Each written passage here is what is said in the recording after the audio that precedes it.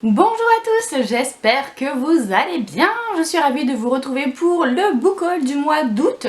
Et je viens de me rendre compte, en mettant les livres à côté de moi, qu'il n'y avait aucun achat en librairie, c'est-à-dire que ce ne sont que des achats Vinted ou des services presse.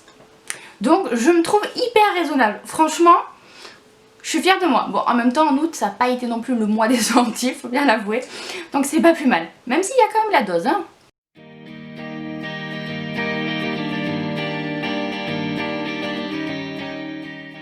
On va commencer avec la romance. Tout d'abord, j'ai reçu de HarperCollins Poche L'été est à nous de Caro M. Lynn, qui je pense va être une de mes prochaines lectures parce que clairement avec un titre comme ça, si je le lis pas début septembre, je sais pas quand est-ce que je vais le lire. Ça va être l'histoire de Cassandre et Maxime qui vont tomber amoureux à leurs 18 ans et qui vont se faire une promesse de se voir chaque été à la même période, tous les ans. Sauf que le problème c'est qu'il y en a un des deux, je pense, qui ne va pas pouvoir ou respecter cette promesse. Et 5 ans plus tard, ils vont malgré tout ça être réunis. Et voilà. J'en sais pas plus. C'est tout court. Ça fait 250 pages, c'est écrit assez petit quand même. Mais je me dis que ça peut être assez mignon. Donc ça me disait bien. Une auteure que cette fois je connais, c'est Sophie Jomain, et Tu entendras le bruit de l'eau. Je l'avais vu passer en grand format, il me tentait bien, bah du coup je suis bien contente d'avoir mis la main sur la version poche. Ça va être l'histoire d'une journaliste qui va avoir besoin d'une pause puisqu'elle ne sait plus qui elle est entre sa vie personnelle et sa vie professionnelle, et là elle va décider de s'échapper dans un bungalow au beau milieu de nulle part, mais elle va pas avoir autant de tranquillité qu'elle l'espérait puisqu'il va y avoir un mystérieux et solitaire voisin dans le lodge d'à côté.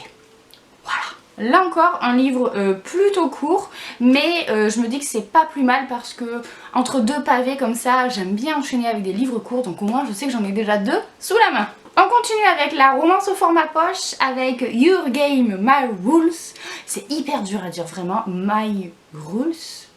Yeah baby, quel accent.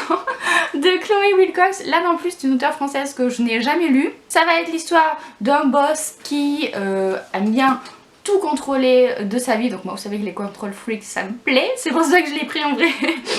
Et il va rencontrer un jour Tess qui va chambouler tous ses principes, et bien sûr on attend que ça à nous, donc voilà. Je sais pas pourquoi je vous le présente comme ça. Bref, une petite romance contemporaine, là encore, qui a l'air bien sympa. Et enfin, le dernier service presse, c'est Dirty Devil de L.J. Chen, je ne sais pas. C'est en fait un spin-off de sa série Sinners que j'avais beaucoup aimé. Et donc là, on va suivre des jeunes adultes ou adolescents en fait, je sais pas trop. Puisque ça va parler d'ados, je pense, hein, qui sont encore au lycée, la capitaine des Pom-Pom Girls avec le capitaine de l'équipe de foot. On a tous les clichés réunis, mais vu que ça a l'air être dans un petit peu le même état d'esprit que la série Sinners, c'est-à-dire assez...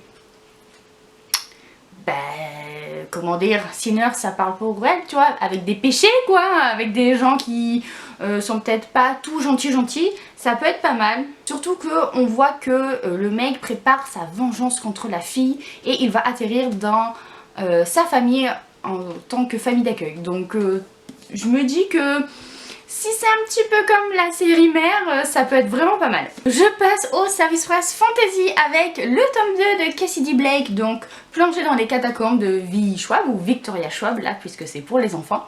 Vous avez toujours la couverture shiny comme dans le premier tome, et cette fois-ci l'histoire se passe à Paris. Cassidy, c'est une jeune fille qui arrive à voir les fantômes, qui arrive à passer ce voile là pour aller de l'autre côté et voir les fantômes, et pourquoi pas aussi les aider. Dans le premier tome elle découvrait un petit peu ses pouvoirs, là j'imagine que l'on poursuit ses aventures avec ses parents dans d'autres villes puisque eux sont documentaristes et qui font des documentaires, voilà. Et là le premier tome était à Édimbourg je crois, et là c'est Paris, donc j'avais bien aimé le premier tome.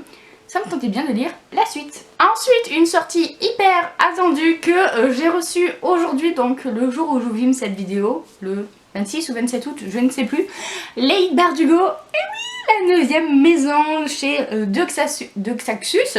Moi vous savez que Leigh Bardugo j'adore ses livres, je pense que je les ai quasi tous aimés d'ailleurs.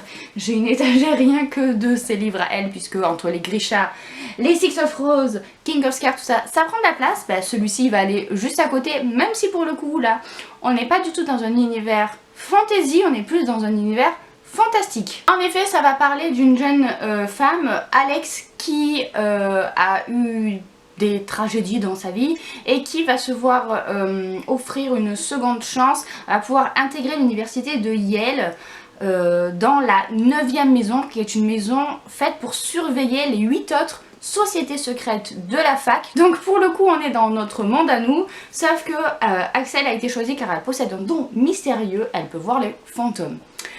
Voilà, donc ça a l'air vachement intéressant, ça change déjà de ce que Leigh Bardugo a écrit précédemment, donc je trouve ça chouette.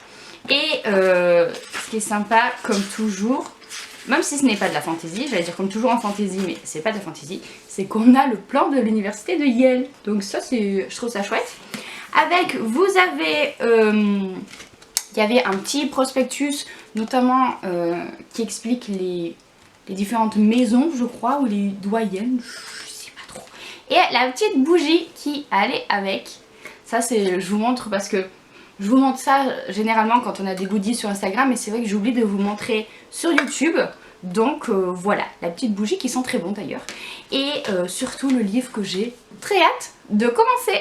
Ah si, j'ai menti, j'avais oublié que j'avais acheté en tout début de mois un livre moi-même dans une librairie. Il s'agit de Daisy Jones and the Six de Taylor Jenkins Reid. Ce livre, il me fait envie depuis sa sortie.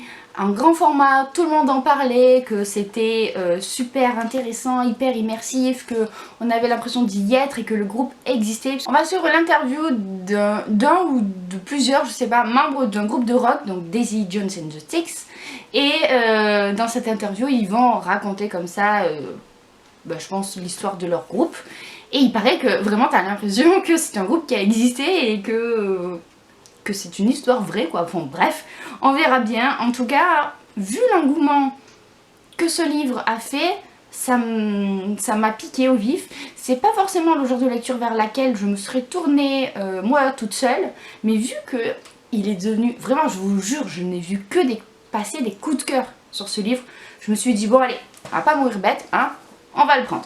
Et on passe maintenant à mes achats Vinted, donc la poule aux œufs d'or pour ce qui s'agit de trouver des romans de Stephen King. Donc là je me suis acheté les 2 tomes de Dom, qui sont donc l'intégrale de la série.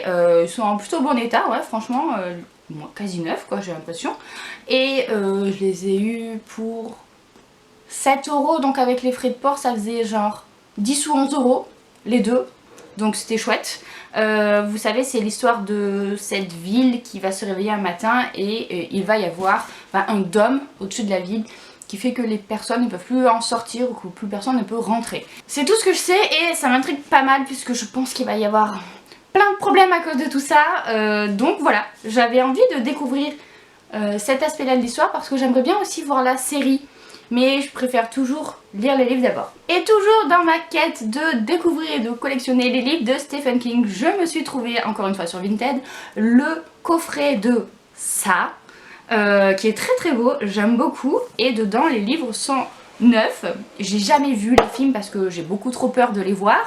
Du coup je me suis dit que j'allais essayer de les lire. Donc vous avez le premier tome, je trouve vraiment ce travail de couverture très très beau. Et le deuxième tome, avec plein de petites brillances rouges. Et je trouve que la couve elle fait pas tant peur que ça, parce que j'ai vu des éditions de ça. Il y a un truc qui vole devant l'écran, ça m'embête. J'ai vu des éditions de ça avec la tête du clown, tout ça, franchement ça faisait peur quoi. Donc je suis très contente d'avoir trouvé ce coffret-ci. Et je pense que j'ai pas besoin de vous présenter l'histoire. Moi-même je ne sais même pas réellement de quoi ça s'agit, à part qu'il y a un clown qui fait très peur et qui surgit des bouches d'égout. Voilà, ça, déjà rien que ça me suffit hein. Donc je vous en dirai des nouvelles quand je me lancerai dans l'aventure, mais vraiment ça sera pas pour tout de suite. Voilà donc pour ce book haul du mois d'août. Il reste quand même conséquent et là je me rends compte que j'ai beaucoup de services presse à lire. Tout va bien, n'est-ce pas? Surtout que la rentrée c'est pas toujours la période la plus facile pour lire parce qu'avec tout ce qui vaut vert pour la rentrée, parce que pour ceux qui ne le sauraient pas, je suis professeure des écoles, donc quand je parle de rentrée je parle vraiment au sens littéral du terme. C'est sûr que c'est pas la période où tu peux le plus lire, mais on va se débrouiller. Sur ce, je vais arrêter de blablater, je vous fais plein de gros bisous, je vous souhaite de très bonnes lectures à venir et à bientôt pour une prochaine vidéo.